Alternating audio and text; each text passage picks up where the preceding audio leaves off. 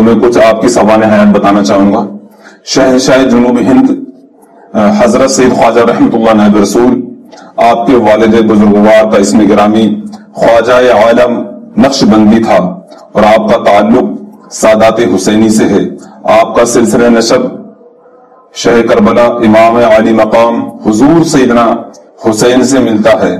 آپ کے والد بزرگوار توران سے ہندوستان آئے، ایک مدت تک آصف جاہ کے ہمراہ موضع بلگاؤں ضلع بیجاپور میں سکونت پذیر رہے۔ بیجاپور ہی میں آپ کا عقد ایک نیک بخت دیندار پابند شریعت بی بی سے ہوا۔ آپ کی ولادت بسعادت 1110 ہجری بیجاپور کرناٹک اسٹیٹ میں ہوئی۔ والد بزرگوار نے آپ کا نام نامی اسم گرامی سید رحمت اللہ رکھا، جو بعد میں حضرت سید خواجہ رحمت اللہ نائب رسول ہوا۔ آپ کی خود سالی ہی میں آپ کی والدہ معظمہ کا انتقال ہو گیا۔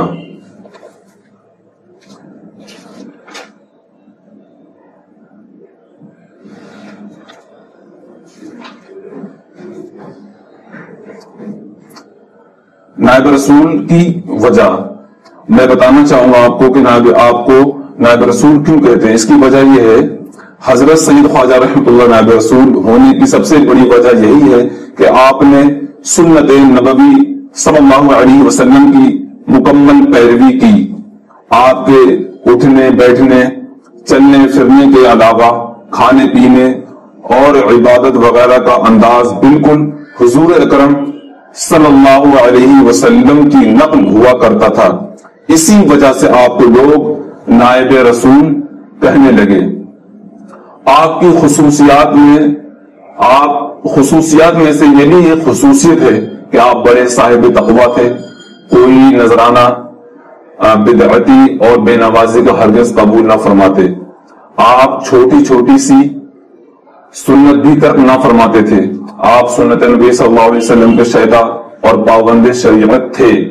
آپ کی خانقاہ میں حدیث شریف اور تفسیر اور فقہ کا تذکرہ رہتا تھا، اور خلوت میں مریدوں کو طریقت و تصوف کے رموز تلقین فرماتے تھے۔ غرض آپ بے انتہا پابند شریعت تھے، شریعت کے خلاف ذرہ برابر کسی کی بات گوارا نہیں فرماتے تھے۔ آپ آخری وقت تک رسول کریم صلی اللہ علیہ وسلم کی شریعت پر قائم رہے۔ رات دن کا مشاہدہ ہے، جیسا کہ آپ کو معلوم ہی ہے حضرت خواجہ رحمت اللہ نائب رسول کے بارے میں کہ جسمانی امراض ہو یا شیطانی امراض ہو یا بھوت پلید ارواح خبیثہ کے اثرات ہو یا جادو ٹونا یا آسیب زدہ ہو، جیسے بھی مریض ہو، آپ کی ایک ایسی مقدس بارگاہ ہے، آپ کے مزار مبارک پر حاضری سے تمام بلیات دفع ہو جاتے ہیں، اور جو بھی حاجت مند ضرورت مند اس دربار پر حاضری دیتا ہے خالی واپس نہیں ہوتا۔ آپ کا روحانی فیض آج بھی جاری و ساری ہے۔ جس کا جی چاہے رحمت آباد شریف میں آپ کے روضہ مبارک پر حاضر ہو کر دیکھ سکتا ہے۔ اولیاء اللہ سے کرامت کا ہونا برحق ہے۔ خدا و رسول کی محبت میں فنا ہونے والوں کا نام اسی انداز میں قیامت تک زندہ ہوتا ہے۔ ان کی خاک کے ذروں سے فیضان کے چشمے جاری رہتے ہیں اور ہمیشہ انوار و تجلیات کی بارش ہوتی رہتی ہے۔ مگر میرے سرکار کی سب سے بڑی کرامت تو یہ ہے کہ جو شخص جس نیت اور جس عقیدت اور جس ارادے سے حاضری دربار ہوتا ہے، بفضلہ تعالی اپنے دامن کرم کو گوہر مراد سے بھر لیتا ہے۔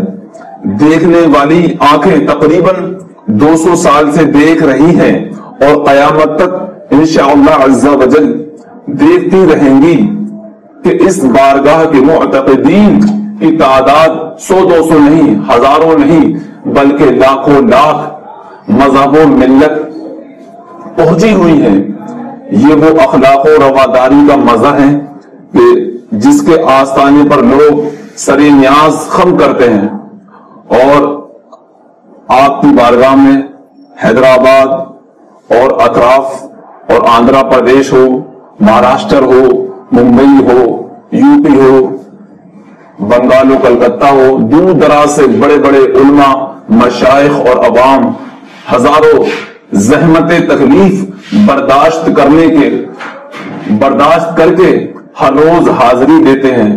मेरा ये कहना बेजाना होगा कि मुसलमानों से ज्यादा दीगर दूसरे मज़ाहिब के लोग बारगाहे नायब रसूल में हाजिर होते हैं और बसद इत्तेकाद मज़ार मुबारक पर फूल चढ़ाकर आस्तान बोसी का शरफ हासिल करते हैं।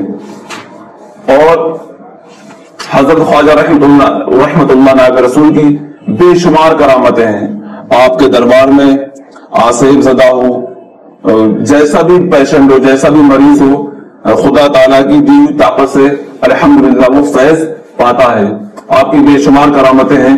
शुगर वाला हो, कैंसर वाला हो, जैसा भी परेशान है हाल हो, अल्हम्दुलिल्लाह सरकार दो आलम सल्लल्लाहु अलैहि वसल्लम के कर्म और फजल से, खुदा पाक की दी हुई ताकत से अल्हम्दुलिल्लाह अगर आपकी यहाँ अकीदत और मोहब्बत से हाजिरी दे तो अल्हम्दुलिल्लाह वो शिफायाब होते हैं। आपकी बेशुमार करामत है। एक करामत बहुत ज्यादा मशहूर है, वो मैं आपको बताना चाहूंगा कि हैदराबाद के रहने वाली दो लड़कियां जिनका बीए फाइनल इम्तिहान करीब था, अचानक दोनों लड़कियों की आंखों की बीनाई, रोशनी खत्म हो चुकी थी। इन लड़कियों के वालिद बहुत परेशान होकर डॉक्टरों और आलिमों को बताना शुरू किया, लेकिन कोई सही नतीजा बरामद नहीं हुआ। उन्होंने अपने एक दोस्त गुलाम मुर्तजा पाशा से तमाम वाकया बयान किया। उन्होंने तमाम वाकया सुनकर मशवरा दिया कि आप किसी आमिल के पास ना जाएं, बल्कि दोनों लड़कियों को लेकर फौरन रहमतुल्लाह शरीफ चले जाएं। लड़कियों के वालिद ने इस मशवरे को कबूल करते हुए अपनी लड़कियों को लेकर नैनूर रवाना हुए। नैनूर पहुंचकर रहमताबाद की बस में सवार होते ही दोनों लड़कियों की एक एक आंख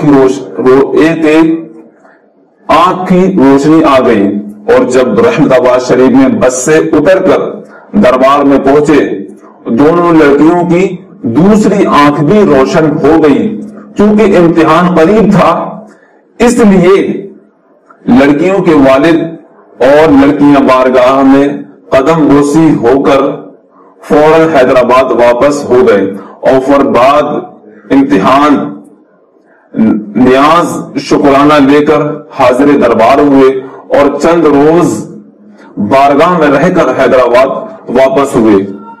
आपकी एक ऐसी मुक़द्दस बाअज़मत बारहमत बारगाह है कि यहां से हजारों मरीज शिफायाब होते हैं। आप बावजूद साहिब कमाल होने के कभी जिक्र और शुगल से खाली नहीं रहते थे, बल्कि आप सरापा जाकिर थे। उस वक्त आपकी उम्र शरीफ तकरीबन 90 साल हो गई थी। आप अब्दुल कादिर खां किला दार ऊदगीर की दरख्वास्त पर ऊदगीर में रौनक अफरोज हुए। कुछ दिन मुकीम रहने के बाद आप मर्ज सरतान में मुब्तला हो गए। बीमारी की हालत में भी आप हर वक्त जिक्र खुदा में मुस्तगरक रहते थे और नमाज बाजमाअत पाबंदी से अदा फरमाते थे। जब वक्त रहलत करीब हुआ, आपने पंद और नसीहत फरमाना शुरू किया। किसी को अपना जानशीन नहीं बनाया। आपकी ज़ौजा मोहतरमा ने अर्ज किया, कोई खलीफा जानशीन कर दीजिए।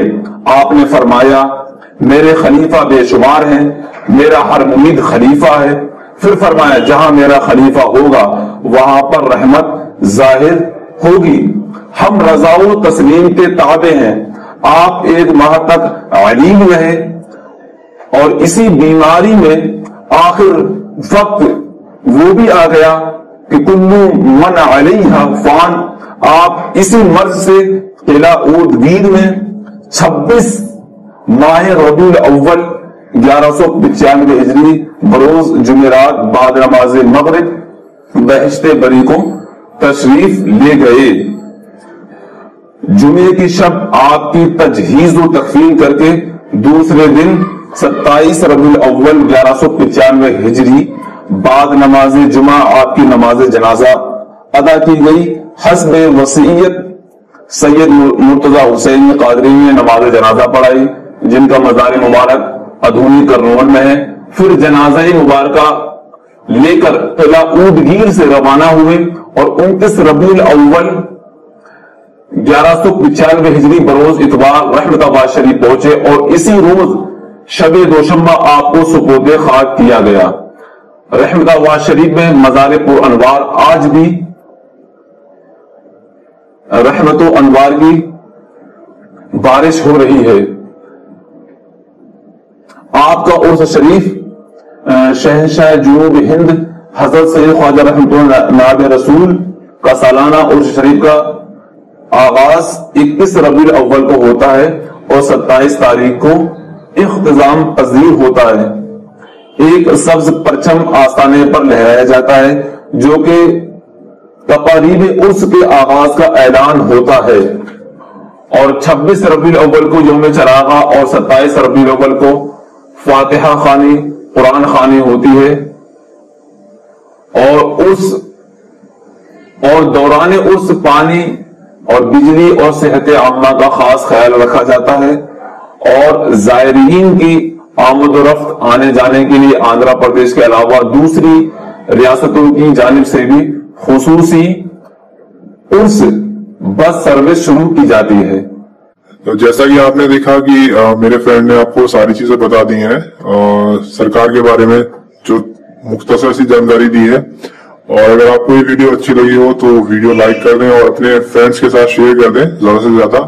فیس بک پر واٹس ایپ پر ہر جگہ شیئر کریں اور اسی طرح کی اور ویڈیوز آتی رہیں گی. اور ابھی ہم رحمت آباد شریف کے بارے میں اور بھی ویڈیوز بنائیں گے اور اس کے علاوہ جو بزرگ ہیں ان کے لیے بھی ہم بہت ساری ویڈیوز بنائیں گے ان کے بارے میں بتائیں گے.